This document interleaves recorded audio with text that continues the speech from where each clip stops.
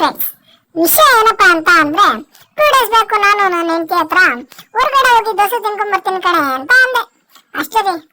So ಅದಕ್ಕೆ ಅವಳು ನಿಮ್ ಮುಸುಡಿ ನೋಡಿ ಹೇಗಿದೆ, ಹೊರಗಡೆ ಊಟ ಮಾಡಿದ್ರೆ ಗ್ಯಾಸ್ಟ್ರಿಕ್ ಪ್ರಾಬ್ಲಮ್ ಆಗುತ್ತೆ ಅಂತ ಗೊತ್ತಿಲ್ಲ ನಿಮ್ಗೆ, ಸುಮ್ಮನೆ ಯಾಕೆ ಬಿಲ್ಡಪ್ ಕೊಡ್ತೀರಾ, ಇಲ್ಲ ಮನೆಯಲ್ಲೇ ಮಾಡ್ಕೊಡ್ತೀನಿ ಅಂತ ಅಂದ್ಲು.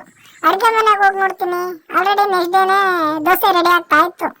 ಸೊ ಖುಷಿಯಿಂದ ಹಾ ಹೆಂಗೋ ಆಸೆ ಪಟ್ಟಿದ್ದ ದೋಸೆ ರೆಡಿ ಆಯ್ತು ಅಂತ ವೇಟ್ ಮಾಡ್ತಾ ಇದ್ದೆ.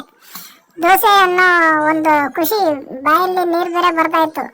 ಹಾಗೆ ನೋಡ್ತಾ ಇದ್ರೆ ಯಾವ್ದೋ ಕೆಂಪು ಚಟ್ನಿ ಆಡ್ ಮಾಡ್ತಾ ಇದ್ಲು. ಆ ಕಲರ್ ನೋಡಿದ್ರೆ ಮನಸ್ಸಲ್ಲಿ ಏನೋ ಒಂಥರ ಭಯ, ಏನೋ ಹೆಂಗೋ ಏನೋ ಅನ್ನೋ ಭಯ ಇತ್ತು. ಸೊ ಆದ್ರೆ ದೋಸೆ ಇನ್ನೇನು ಲಾಸ್ಟ್ ಸ್ಟೇಜ್ ಅಂತೂ ಬಂತು. ಸೊ ಪಲ್ಯ ಕೂಡ ರೆಡಿ ಇತ್ತು. ಸೊ ಪಲ್ಯ ಕೂಡ ದೋಸೆಗೆ ಆ್ಯಡ್ ಮಾಡಿದ್ಲು. ಬಾಯಲ್ಲಿ ನೀರು ಬರ್ತಾ ಇತ್ತು, ದೋಸೆ ಕೂಡ ರೆಡಿ ಆಯ್ತು. ಪ್ಯಾನ್ನಲ್ಲಿ ತಟ್ಟೆಗೆ ಹಾಕಿ ಕೊಟ್ಲು.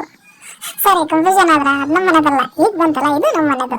ಸೊ ನೋಡೋಕೆ ಸುಮಾರಾಗಿದ್ರು ಕೂಡ ಟೇಸ್ಟ್ ಮಾತ್ರ ಸೂಪರ್ ಆಗಿತ್ತು. ಸೊ ಹಾಗಂತೇಳಿ 3-4 ತಿಂದೇರಿ, ಏನು ಹೇಳ್ತೀರಾ ನನ್ನ ಪರಿಸ್ಥಿತಿ.